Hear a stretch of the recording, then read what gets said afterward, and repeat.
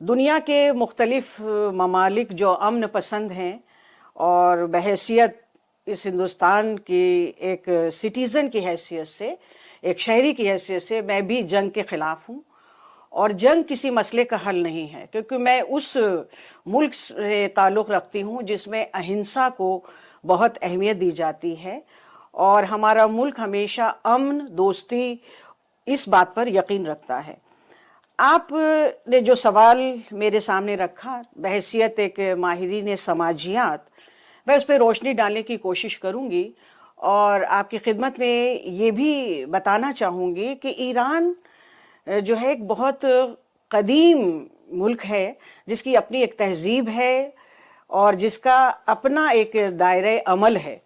جہاں تک وہاں کی عوام کا تعلق ہے، اور جس کو میں دیکھتی ہوں کہ آپ نے بھی اپنے تعارف میں یہ بات رکھی ہے اور اس کو مانتی ہوں کہ سوشل ڈیولپمنٹ کا جو ایجنڈا ہوتا ہے وہ بہت اہم ہوتا ہے، اور کسی بھی ملک کی ترقی کے لیے جو اس کا سسٹینیبل پروگریس کا جو ایجنڈا ہوتا ہے، وہ صرف ہم یہ کہہ دیں کہ وہ اکنامک یا ملیٹری پاور پر ڈیپینڈ ہے تو یہ بات درست نہیں ہوگی، بلکہ اس کی جو فاؤنڈیشن ہوتی ہے، اس فاؤنڈیشن میں، اس کی نیو میں ہم بہت ساری چیزوں کو دیکھتے ہیں، اور اس میں سوشل ڈیولپمنٹ بہت معنی رکھتا ہے۔ تو بحیثیت سوشیولوجسٹ ہمارا جو مطالعہ ہے اور ہم جو ان چیزوں پر گفتگو کرتے ہیں، اس میں یہ دیکھتے ہیں کہ ایران کے حوالے سے جب بات ہوتی ہے اور سوشل ڈیولپمنٹ یا انہوں نے جو ترقی حاصل کی ہے، اس میں